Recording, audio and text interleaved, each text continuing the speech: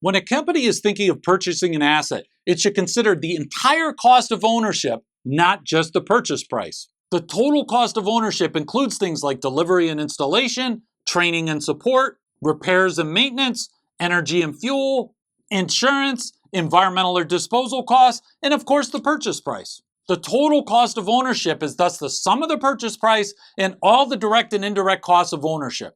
That's why the total cost of ownership is sometimes called the whole life cost, because it includes all the costs that occur throughout the asset's life cycle, from the initial purchase all the way through to the disposal of the asset.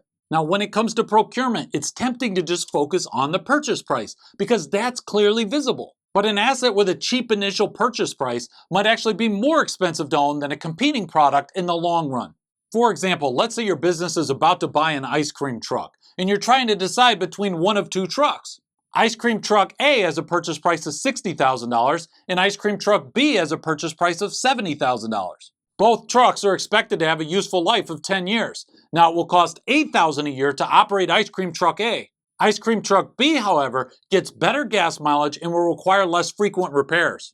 So it only costs $3,000 a year to operate ice cream truck B. While ice cream truck B has a higher initial purchase price, its total cost of ownership is considerably lower than that of ice cream truck A. Ice cream truck B thus appears to be the better bargain when you get beyond the initial purchase price and look at the total cost of ownership.